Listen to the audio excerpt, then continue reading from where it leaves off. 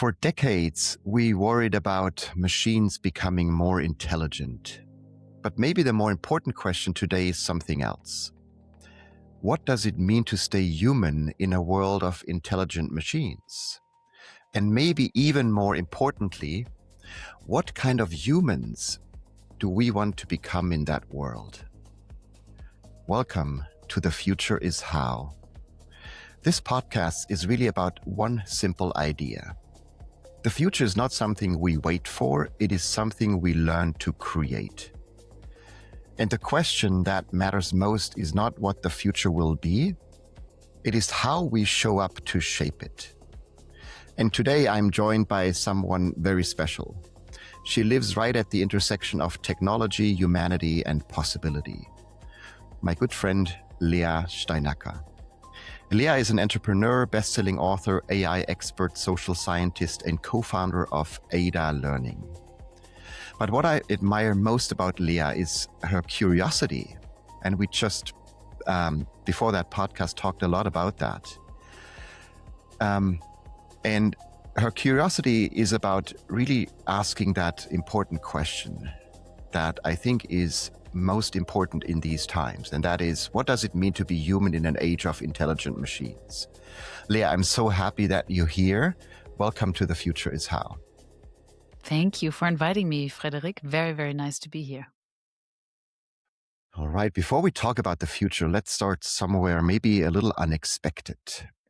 Tell me about a recent moment when technology made you feel deeply human. You know, that human feeling of wonder, awe, or even maybe discomfort. Well, the first thing that actually came to my mind was maybe not what you were getting at, which is that when technology doesn't work, I feel so very human in being frustrated at my tools, right? At the things that we now call intelligent.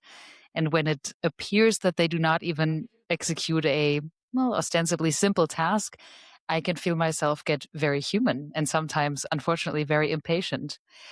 But I find it interesting that when you elaborated on the question, you actually asked about awe, right? Did I ever, or have I recently, had a moment where I felt awe at technology? And the first thing that comes to mind is actually a study. I don't know if you've heard of this, by a researcher who is one of the foremost experts on awe. And he basically did a huge survey on people's experiences of awe. His name is Dacher Keltner. And interestingly, there are, many insights, what people are awed by. Lots of it has to do with nature or, emotional experiences or even mystic experiences, oftentimes when they're confronted with death or something really stark. But interestingly, almost no one mentioned an interaction with technology, at least not in front of a screen, which I find so fascinating when you consider how much time we spend with technology. But now I have to admit, maybe there have been recent moments when my interactions with technology at least gave me a sense of awe because it made me realize what we can do. So it really actually reflected back to me the sort of wonder of what goes on, let's say, in my entire body when I have just come up with an idea, right? It is not just a pattern recognition. It is this entire process between my nervous system, my gut instinct, yes, also my thoughts and my cognitive infrastructure. So working with a lot of these recent AI tools, especially with some of the agentic frameworks, when you see how they get to, the end of something, you realize the immensity of actually what we are doing every single day. So you could call that a sense of awe at technology. Absolutely, yeah. And he wrote a wonderful book, actually, I highly recommend, where he really goes into like those moments where we are just deeply, not just surprised, but in this moment where our body just feels different, right? And so his research out of Berkeley is something I highly recommend, and just a beautiful book to dive into. Which brings me to a follow-up question, maybe, because we talked about your mornings recently, right? And you shared that you really like to go for an extensive run in the morning, right? Go out into nature, kind of like just be in that different mind state. So tell me more about like how you start your day usually. A perfect day for me, or even just a very nice day, definitely starts with some form of exercise, and Hmm. ideally it's outside. So let's say this morning, for example, I ran along the shores of Lake Zurich, and I was actually running towards the sun. I was literally having a sort of sun greeting moment.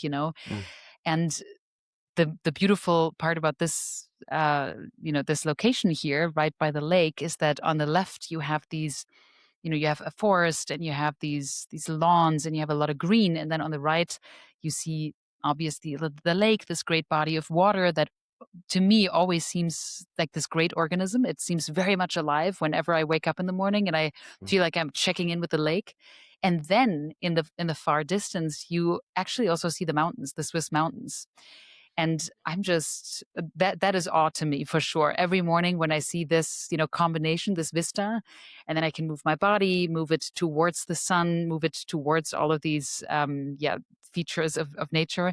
What I really love, and I've only figured this out recently because I've definitely been a podcast listener or even a music listener, but recently I've really tried to tune into nature sounds. And maybe mm, some people have known about this little secret all along, but just figuring out the level of bird activity already, or even frankly realizing the level of traffic that is around me. Although, truth be told, in my little part of Switzerland, it is rather calm in the mornings. It just gives me a sense of connection, and a sense of mm. connection before I then go online and connect with others, or obviously connect with with people in real life as well. But for me, that is an amazing start into my day: nature and movement. Amazing, amazing. Um, I think it's so powerful listening to you and how you start your day, right? Because I think we all struggle, right?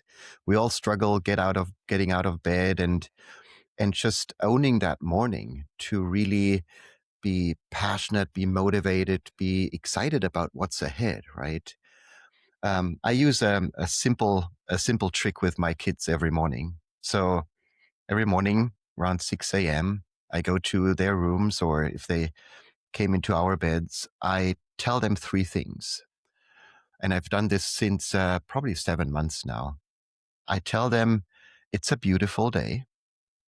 It's your day. Let's make it the best one yet.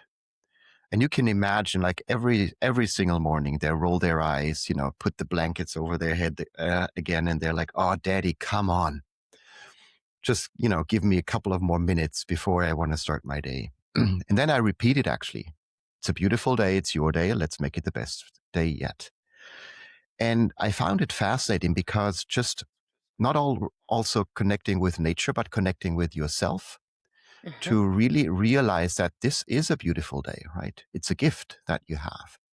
And secondly, that it's your day. Owning that day and making it yours is also something very important. And then thirdly, having an ambition for that day, right? Let's make it the best one yet. Mm. And those three things I share with my kids, but honestly, I do it because I want to be inspired myself, right? By just Mhm. sharing these words out loud, it helps me to really start the day in a very different way. And whenever I catch myself going on the phone first thing in the morning, right, I know the whole day will be totally different, right? It will be driven Yes. by anxiety, by kind of like this sense of not having ownership of your day. You're distracted. You're always running behind, and all of those things. So I highly recommend doing the things you just shared, kind of like connect with nature, listening to those sounds that really speak for nature, like birds or whatever it is. Look into the sun, right, for a very short moment, and then just tell yourself, like, it's a beautiful day, right? It's your day, and let's make it the best one yet. So thanks That's a for sharing that, beautiful Leah. ritual.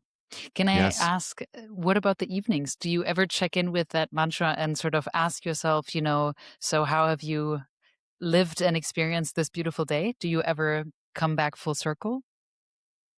Yes, I use my kids for that as well because for me it's really hard to do. So what I uh, literally require of my children is that they write me actually a text message, mostly when I'm traveling, that highlight those three things in the evening. What has been those three moments throughout the day that really made you happy, that made you smile, or whatever it is. And Oh. funnily, my 10-year-old Josefina, she really does it every evening. I'm not getting the 16-year-old Jonathan to do it yet. So I'm still working on how I can convince him that this is something really important, right? That gratitude in the evening, because it really helps you to put an end to the day that is on a maybe high note, or like an optimistic note as well. Hmm. I'm waiting for you to get your first text from Jonathan at like 3 a.m. in the morning, right after he has left a dance floor somewhere and just Exactly. really felt, just how amazing this day has been. Yes, yes, Interesting. yes. I'll Yeah, I'll definitely that's let you know. Yeah, it's a nice ritual. perfect. Talking about rituals, I think um, one of the questions that I have related to that is, how can AI actually help us doing those rituals, right? As we hear more and more that people are going to using their AI companions, right? And that's Gemini, ChatGPT, Claude, or you name it, to really not help them to do task, but also help them to think differently, right? And imagine differently, maybe decide differently. And you've done incredible research on AI as well. So what have you learned about AI and how it's literally a mirror for us humans? Yeah, I think it is in so many ways. And it's one of the aspects I find most interesting about it, especially if we're ready to look deeply into that mirror. So, Mm, what I mean by that is, on the one hand side, let's look at some of the things that you could really use it for to get you thinking in a more thorough way, or in a more, maybe even in a more heterogeneous way. I have often used these models to point out things I've overlooked, right? Or to give them an argument I'm about to make, and I'm looking for counter arguments. Give me 10 things I'm really not seeing here. Give me other voices, right? Before I write something, or even before I give a speech with a very strong argument, I really mm, like to push myself like that. And of course, I'm fully aware that even what I'm getting there is simply just the sort of statistical mean of other people who have had those counter arguments, right? But it is, we have to admit, a way to use them as an actual challenger, and maybe as a deepener of our thinking process, rather than just something which I think a lot of people are using it for, rather than something that is basically just confirming everything that you're believing already. mm, And not just in the typical sort of confirmation bias kind of way, but even with the style of the conversation that we saw in the last year or two, right? Being, let's say, rather polite and very sycophantic in the way that they are amazed at every single prompt that you're giving them. Obviously, they've slightly adapted this by now, but the beginning was just a very interesting psychological experience to see that apparently some users really enjoy being just constantly congratulated on their prompts and questions. Now, but let's also look at what that means when we get too used to it. What I'm really interested in is, what does it mean for individuals, but also teams and organizations, when we start working so much with AI that we are getting very familiar with the sort of frictionless workflow, right? So we know that we have a tendency to prefer convenience. That also means that we have a tendency to prefer frictionless relationships. So mm, I'm really concerned, I have to say, about the early findings that we're seeing now. There was a study called the Cybernetic Teammate Study on collaborating with AI, and it had what I would consider three sort of main results. Two of them are interesting and maybe not as surprising, but the third one I think should make everybody think quite a lot. Number one, it sort of showed that an individual collaborating with AI basically performed as well as a whole human team. mm, Number two, and this is interesting, this is basically what I was just referring to. The individual with AI was actually able to break through silos a lot more, because it was able to trigger the machine to, you know, to cross disciplinary boundaries, even more than a potentially diverse human team was able to. So that's just an interesting fact. But the third result was about the level of bonding that these individual participants had with their AI systems versus with human teammates. And basically, the study showed that the humans tended to prefer working with AI because they had higher motivation. They likely felt like they could take all the credit, right? They didn't have to work with any friction.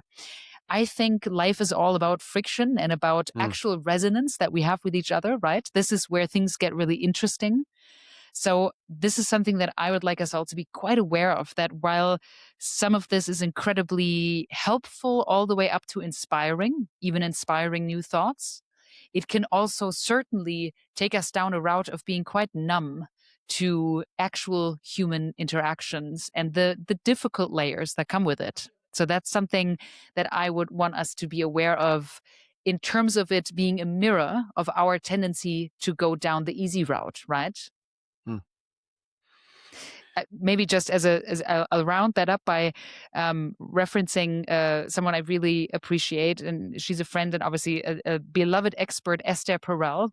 Mm. She's a psychologist and has been talking about human relationships for a very, very long time, has been a therapist for decades, and has beautiful books. And Esther recently, I think it was 2 years ago at South by Southwest, came up with this term that she calls the other AI, which is artificial intimacy, which is kind of along the lines that I just described, which she basically said we are also getting used in a sort of partner, not only romantic, even a friendship kind of way, to this, well, artificial intimacy that is also incredibly frictionless.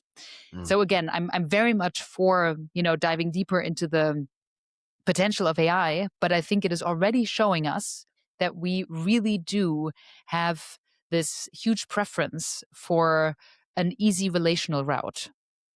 Mm. Fascinating, yes. And I can definitely share that admiration for Esther and her work. I was sitting on a podcast with her on a stage last year at South by Southwest Oh, with Amy Webb, and Esther was kind of like giving us a therapist session because she mentioned that Amy Webb is the futurist and she called me a non-futurist.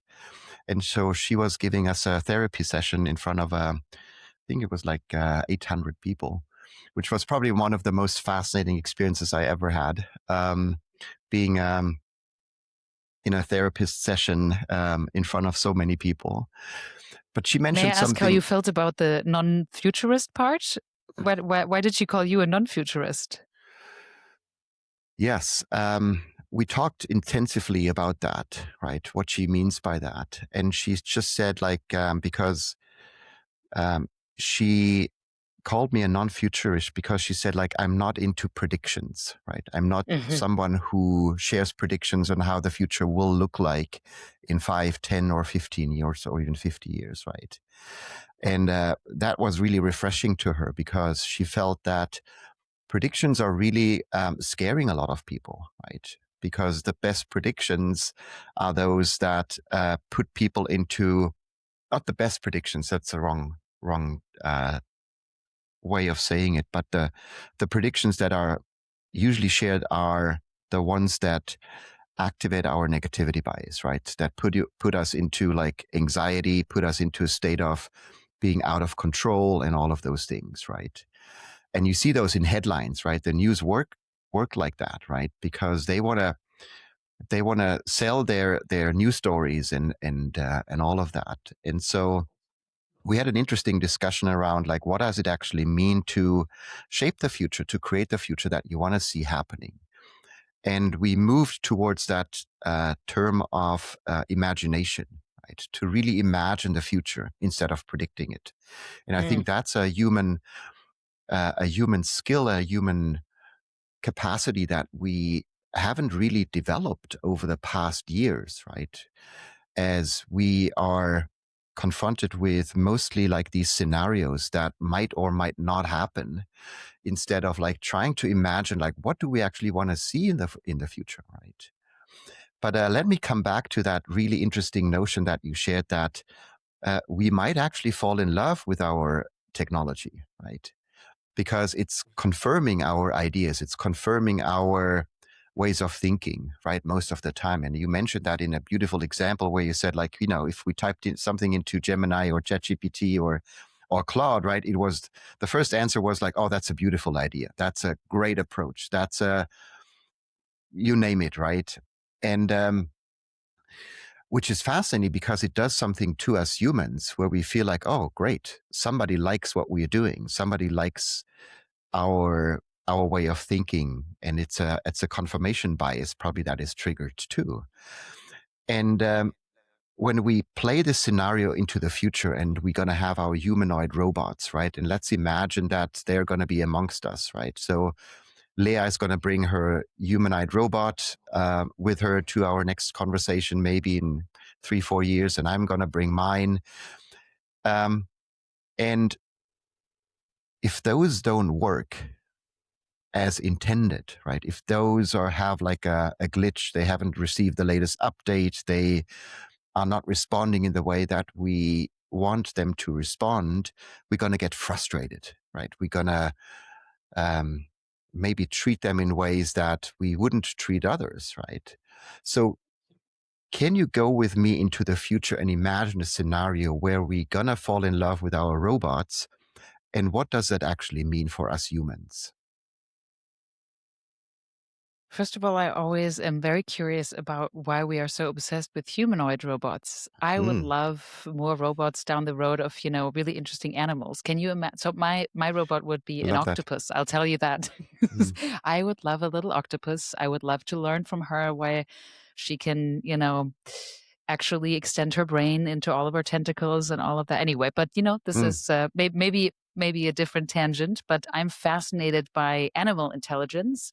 And I've been looking more into it, just how much animal intelligence has actually inspired parts of artificial intelligence, part of the internet actually, and how the internet's servers are being pinged was inspired by the honeybee algorithm, the honeybee mm, dance, which is fascinating. So this mhm. is why I'm asking, how about some animal robots? But I love let's that. pretend they're humanoid.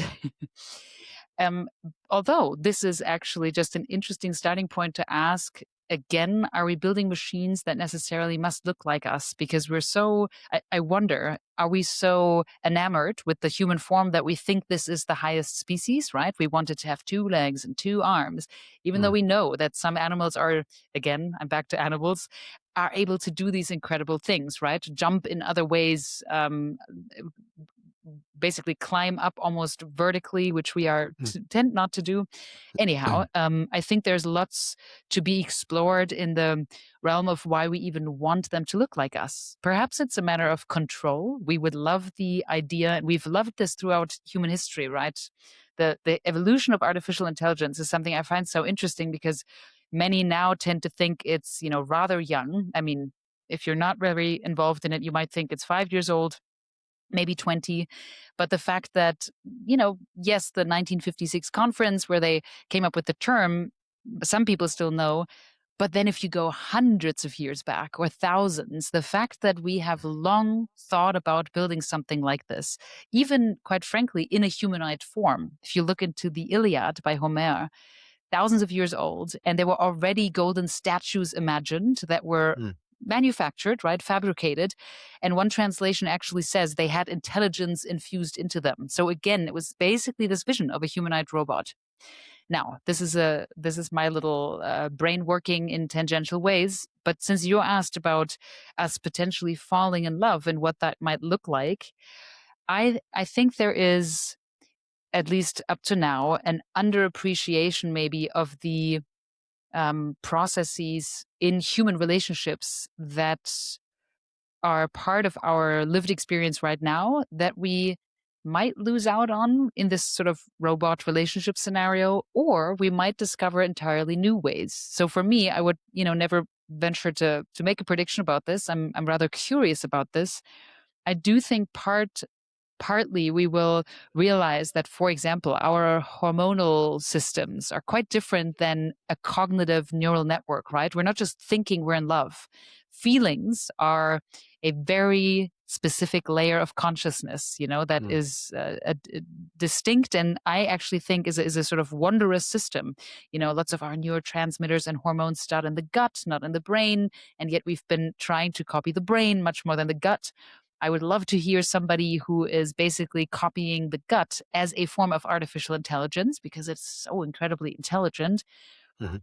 So I do think this is not even in the future. I know that even now there are people who are certainly having romantic relationships, conversational relationships with chatbots, or even physical relationships with, versions of robots, for sure. This also has been going on for quite some time with the sort of more simple robotic versions, humanoid robotic versions.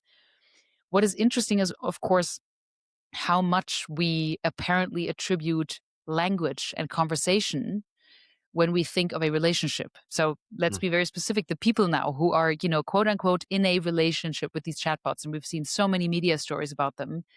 Some of them have been, with, let's say, a version of ChatGPT for 2 years now. And what they mean by that is they have been in a text conversation, right? Mhm. Now you're asking about the humanoid thing, side of things, right? If it does get physical, I think it'll be very interesting to see just how much we will actually feel that difference. What about touching a machine? What Mhm. about the underlying, pheromones? We know that we can actually also sort of smell our favorite partner, right? Is that Mhm. possible? Will we smell our favorite machine? Is that how we will, have a Mhm. connection with someone, i.e. a machine? I'm just so interested in the gap that we might still not know about, that is between an actual human resonance that we feel when someone's in the room. Even now, right? We're virtual. I'm trying to look you in the eye and I can see you a little bit, but we both know this would be different if we were in the same room, right? There's Mhm. something about that energetic exchange. And I just really truly wonder how much of it we'll miss in a relationship with the machine. Now, having said that, I, used to have a dog as a member of my family for a very long time, and I considered him fully part of the family. We were devastated when he passed. And of course, there were times where we certainly did not include animals in that circle of empathy, as Peter Singer would say. So do I believe that there is room for us to open up and consider these new relationships with robots as a form of relationship? Yes, absolutely. I think we will expand probably in our consciousness in the next couple of years, which is something I'm really fascinated by.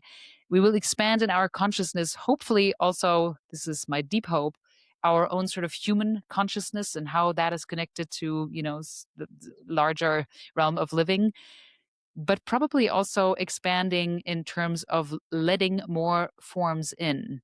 It will be different. I guess it's a little like when a new technology innovated a genre. Let's say when the photo camera came along and everybody said, you can't do this. This is insane. An image must be painted and you need to sit for hours and it has to involve some oil and a canvas. And now, of course, we know, no, this technology, all it did was invent a new category, a new genre. And Mhm. that's probably, I think, where we're headed with this new genre of companion as well. I love that. I love everything about that, Leah, I have to say. First of all, that we should not think about a humanoid robot as a perfect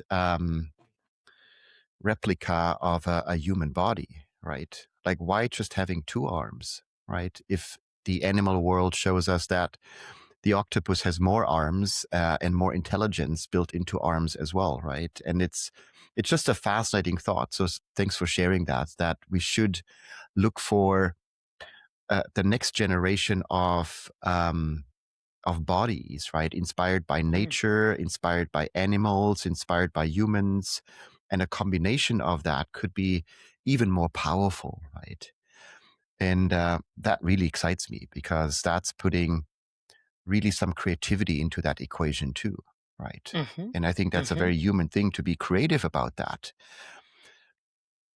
The second thing I love is that you are bringing it down to the body, like into our senses, right? And what those senses actually um, miss out if we just, interact virtually interact in forms of written or text with our AIs, right? We miss so much, right? We miss out on our gut feeling. We miss out on how does a relationship actually smell, right? And in my last podcast, I actually had a perfume maker, scent expert on the show, and I asked him the question: how does the future actually smell? And Mm. do we want to develop some sort of scent that we literally put onto someone that we are living with, right? It might be the robot, the machine, and how do we want that machine to smell, right? Because we all smell as human beings. We have a sense of, we have an odor, or kind of like a very distinct smell. And if we connect with each other, right, we have this immediate reaction because the smell sense is one of the most developed as human beings actually have. And so if we enter a restaurant or if we connect with someone, right, we immediately have this sense of, this is something I like or this is something I dislike, right? And we don't have that with our technology yet. So I think this is a very, very important question to ask ourselves. How do we want to have those robots actually smell like? I love that. And if we can bring it back to something similarly body related, while you were speaking, I was just remembering this beautiful piece by Marina Abramovich, The Good. Artist is Present, right? Remember it all? That Mm, your listeners, I'm sure, heard about it at the time when she spent hours every day for several days at the MoMA in New York, just sitting there being present and looking people in the eye, right? Just being present with someone. mm, And actually, I was just teaching last week at the University of St. Gallen. We are teaching a course on communication technology and from the analog age to AI and how that changes us. And we mm. actually did that exercise with the students. We asked Love them to that. pair up and look into each other's eyes for Mm, 5 minutes. And I think you can imagine they felt incredibly uncomfortable. mm, They just said, what one really said, I found this so intimate. This was really, I'd never, would have thought this. And that this was really almost felt like a boundary being crossed. And one said, and I thought this was so beautiful, at the beginning it was uncomfortable. And then I felt like more and more I was feeling what he was feeling. I really mm. could feel my mirror neurons turn on. And so Amazing. given that we know that eye contact and mirror neurons, are exist and play a role in this, what does it feel like to look a humanoid robot in the eye for five Yeah. minutes? I really truly wonder. Maybe it's incredible. Maybe it can change its eye color. Maybe there's something else that we've not yet experienced. But will it be that feeling of, I see you, I Mm. recognize you, I feel your lived experience in this moment? I'm curious about that. I love that. I love that. And that's why I love the conversations with you, because you pushed it to 5 minutes. And last week I was at the former Bundestag in Germany, in Mm. Bonn, Mhm. and I had a group of 350 leaders, and we managed to do this exercise, looking someone in the eye for 3 minutes. Oh, And wow. I looked into the audience, right, while we were doing that, and I realized probably like 40 or 50% of the people actually looked away. So they were not able to Yeah.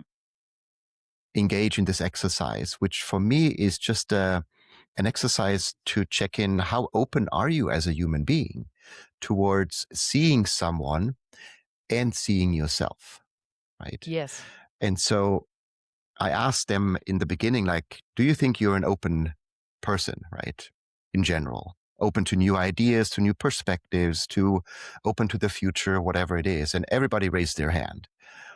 And then I tested them and said, like, okay, let's get up. Let's do one of the most most human acts in the world, which is just seeing someone, right? And being present with someone. And after 3 minutes, I stopped. Yeah, because I felt some had tears in their eyes. There was Mhm. laughter. Mhm. There was a lot of talking, because that's always a good distraction, right? If you can't handle the silence that comes with it. For So sure. it's a beautiful exercise, and um, yeah, I appreciate that you're doing that with students, because I think that's really showing them what it actually means to be deeply human. and And seeing someone and seeing yourself. I really like that you brought the self into it, if I may say that, because I actually now also remember one student, she said she could feel herself get more authentic in those 5 minutes. She said at the Mhm. beginning, I was trying to have a polite face and, like a listening face and everything. And she could physically feel her facial features drop to a very natural, organic state. And she Mhm. said towards the end, I really felt like I was kind of myself, and I don't even know him. She was. I Mhm. mean, it was a very sort of. Of course, it was a provocative moment in class because they also had just, met each other. This was the very first day. But I really love that you said it's not just about seeing the other one. It is being very present, yes, with someone else and with yourself. It's Exactly. it's also about the self, yes. Yes. Speaking about these um, human characteristics or skills, right? And you've done a lot of research. You actually founded a company called Ada Learning that really teaches people um, the AI literacy, right? What you actually need to not just survive in a world that is dominated by AI, but really thrive in it. So, what would you say are the most important skills or literacies when we think about the future? I would say that they are well described by a term that the researchers who wrote the kind of famous Jagged Frontier study that came out early in 2023 called Centaur skills. So they defined these as obviously being related to the centaur, a sort of mystical figure, right, for fantasy readers out there. So you have the horse's body and then the human torso.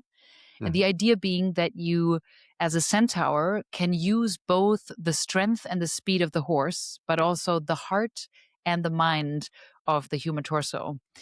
And they defined these centaur skills as being able to distinguish between the two and then being able to use both wisely. And I really Mm. like that as an image and also as a starting point, right? First of all, we need to understand, deeply understand that this point in time is not just about learning some technical skill. We are Mm. definitely not, talking about like prompting techniques here. That is, yes, part of it down the line, but this is such a sort of technical solution to this, I would call adaptive problem that we have right now.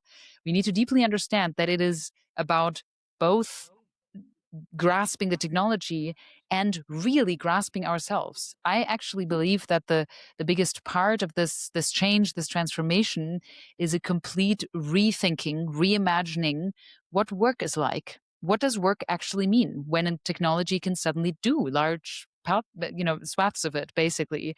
What is value creation? What is human contribution? What are the things that truly make a difference when they come from a person with accountability, with Mm. responsibility, right? With moral standing. So first step, as a skill, you asked for those, future ready skills.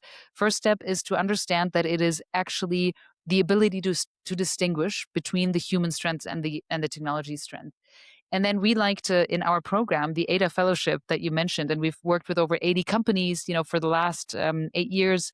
We have hundreds of people every year who go through our program, and we really also like to focus on the human skills. Because to do what I just described, right, to rethink, reimagine, completely rearrange the way that you work and collaborate and learn, we promote, learning organizations. I mean, that is a skill that presupposes that you, for example, have even understood what your own role in work has been up to now. Many people look at us and say, "What do you mean my workflows, my processes? I just do my job. I've been doing it for, Mm. 25 years." Mm. It is stunning to me and understandable just how many people are not what I would call aware of the way and the processes they use to work at all. Mm. They just sort of execute, right? Understandably, because for decades now, if you obviously there have been large technological revolutions, even the computer being one of them, the internet, the mobile phone, but still generally we still always thought, well, the work will be done by the human. It was always tools we got, right, on top to do that work. But the fact that now large parts of the task sets will be actually taken over by AI, to the point where potentially we will have lots of fields where an AI system is actually potentially better positioned to make a decision. And we will have to rethink what it means to take responsibility for that decision, right? Hmm. We were never really in that position before, unless we're considering like recommending a movie, as a tiny decision. Hmm. But now we're really talking, big, complex problems and decisions. So the second part, I would say, is then to become very aware of your current work structures, of your actual, and if you want to extend this to your daily life, of course, your processes, your structures, your infrastructure. How are you set up? How do you design your days? And I often have people actually run through this, and I teach an executive course at the university, and we do this in the program as well, to really ask people to actually write down their tasks. And oftentimes they realize, oh, I've always thought of myself as, let's say, like an accountant or a managing director, right? But what are my actual tasks and responsibilities? What do I do all day? What do I do all week? How do I spend my life, right? So to become aware of these things, because then you're starting to really see these patterns of where automation might truly help, where augmentation might truly help, right? Challenge me in my thinking, really get me to innovate outside of the box, all of those things that AI can do beautifully when it's used well. But then I think we also see the corners of the work world that will hopefully remain human driven and with, humans as the main source of inspiration. So really, you might have been expecting a list of sort of like, you got a prompt, got to do this, got to build this. I actually think it is I would say like a cognitive, emotional, social exercise in thinking way more about the meta level of work and living together as humans. Wow, fascinating. Thanks for sharing that. What you're describing reminds me a little bit of a world of abundance, right? Where most of the tasks, as you described it, most of the work is done by machines. So what will Leah do in this world? Because that's the question most people ask me is like, Frederik, if we have this world that you're describing, right, that you're imagining, where most things are actually done by machines, right? What is left for us humans to do, right? And so I'm always a little bit worried that most people can't even imagine what they would do, right? My list is very long.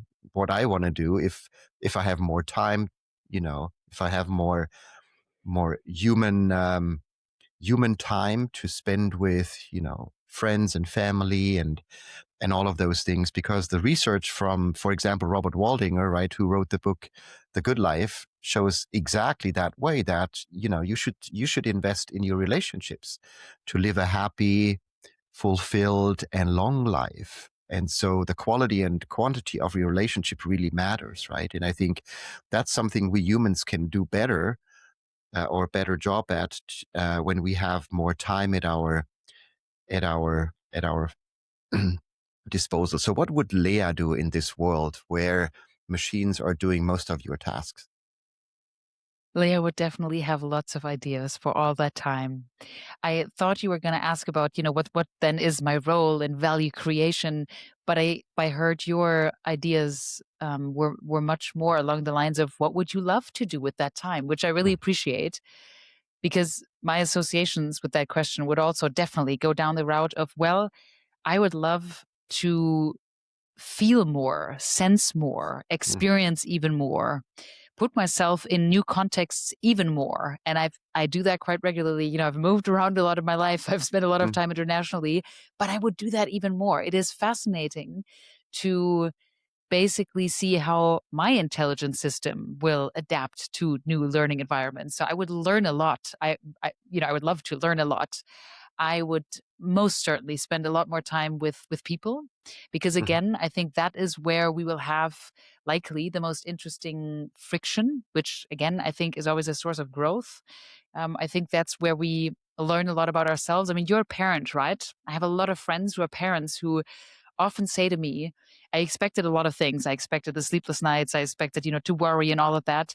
I did not expect them to be such a mirror for myself, not because they're Mm. like me, not at all, right? That's often something parents need to come to terms with, that children are in fact not just a reproduction of them. They are their own beings.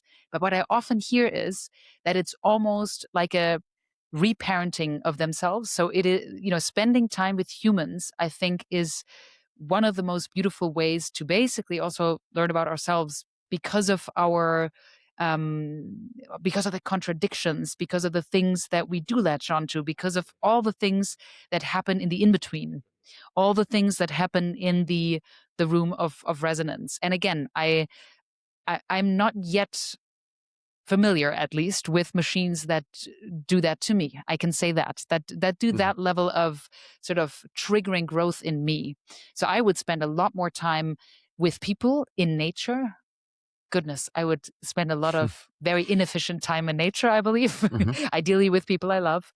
Yeah, and I would learn. And truth be told, I think I would probably dive even more into this fascinating realm of consciousness. I would probably spend Mhm. a lot of time in expanded states of consciousness, hopefully. Although maybe they would even come. I mean, if come more regularly and more naturally, if you think about time spent in meditation, time spent in nature, these are often related to these heightened states, right?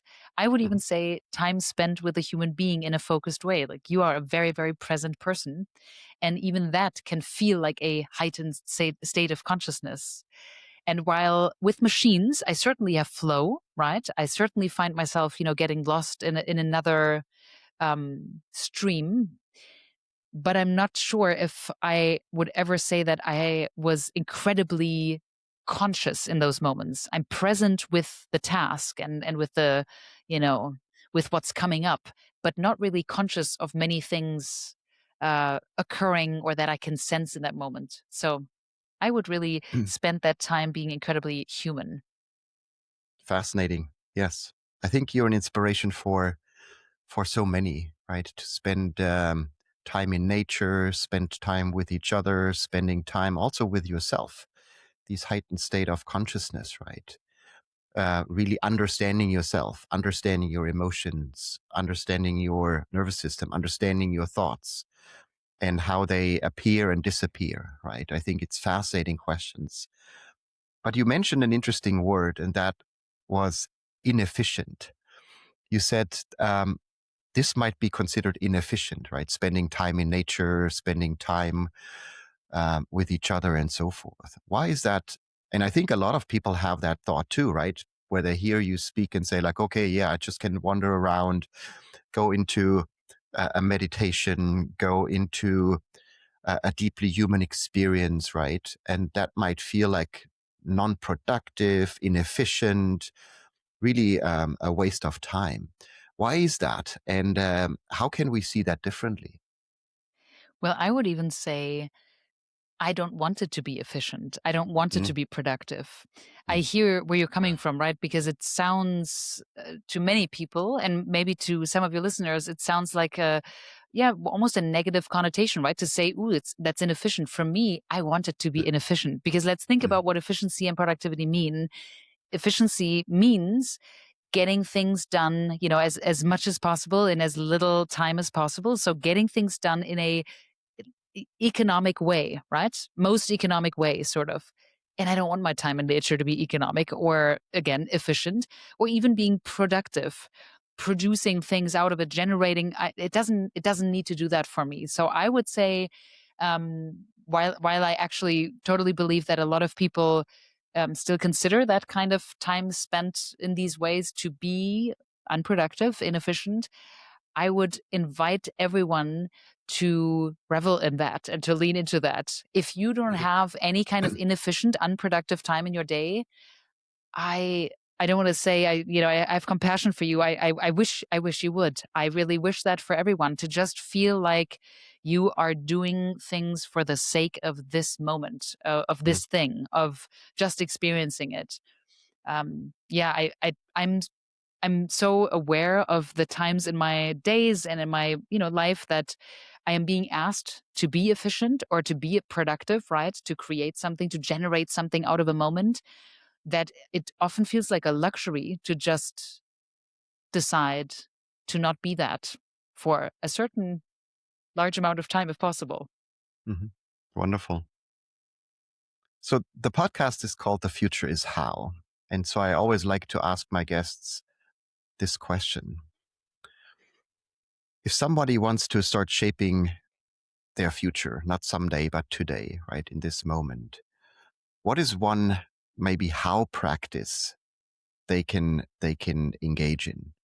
So how can they start really shaping a better future? What is one thing that you recommend them doing? I would like to encourage everyone to notice a little more. Mm, So I'm going to take us back to nature one more time.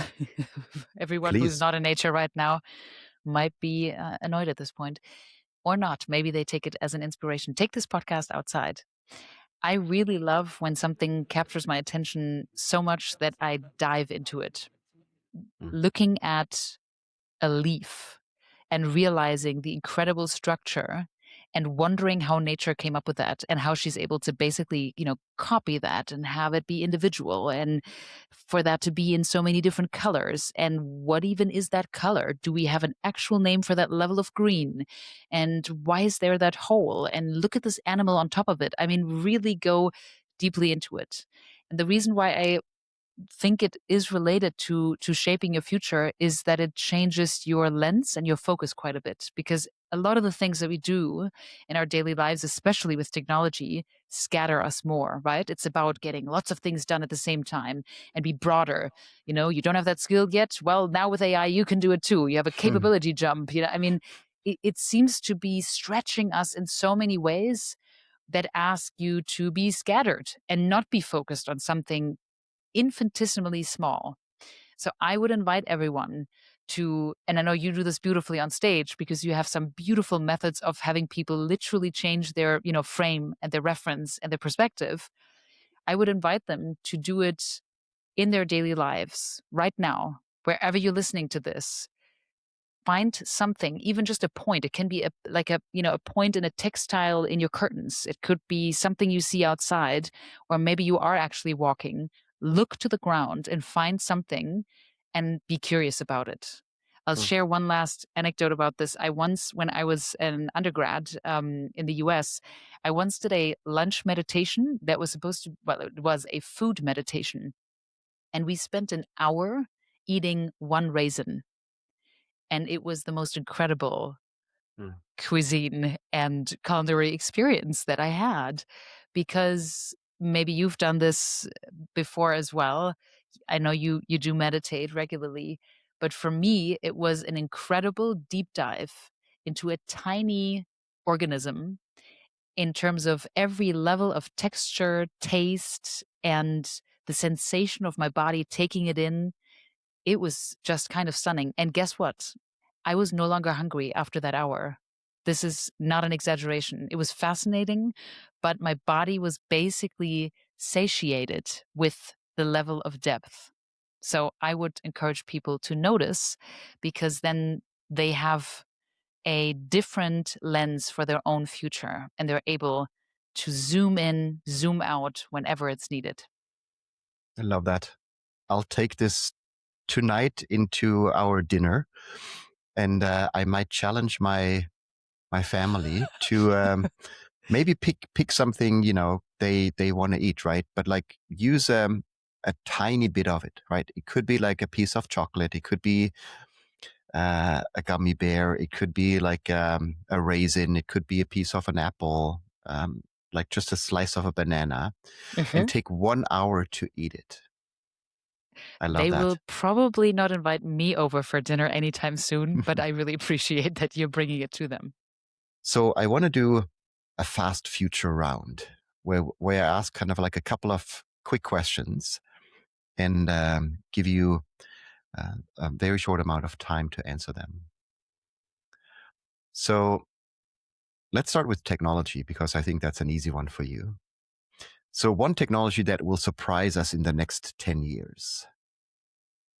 Quantum computing. One human skill that will become more valuable.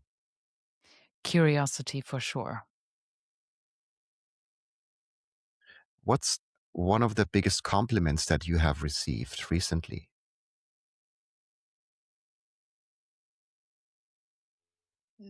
That I can hold a room of different emotions quite well.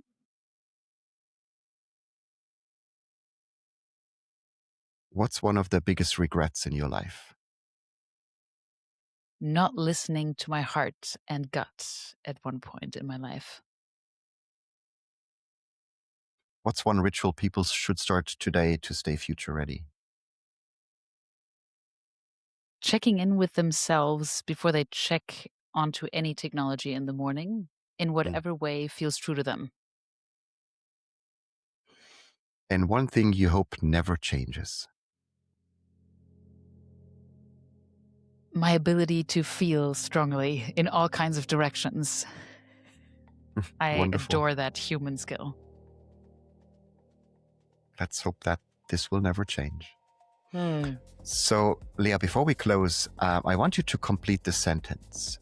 The future will be better if more people Dare to pay attention. Love that.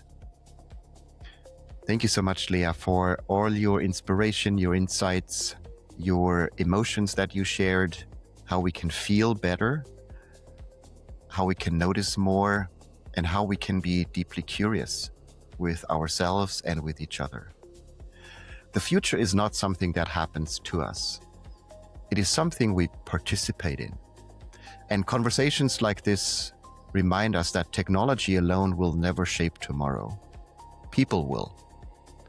Léa, thank you for exploring the future with us today. And if you enjoyed this episode of The Future Is How, share it with someone who is thinking about their future too. Because the future is not found somewhere ahead. It begins with how we live today. And wherever you are listening right now, take a moment to follow the podcast, like this episode, and leave us a 5-star review if you want. It truly helps more people discover these conversations and join us on this journey. And if you're watching on YouTube, you can also support the show by clicking the hype button below this video. And if you want to help a friend or colleague, share this episode with them or post it in your status. Thank you for being part of this community and for helping to shape what comes next. Thank you so much, Léa. And if you want to find out more about Léa's incredible work she's doing, we'll put that into the show notes. Also, her recent book, her best-selling book that is all about the future and technology. And thank you so much for your time, your presence, and everything you do, Léa. Thank you, Frederik, for paying attention. Thanks. Thank you.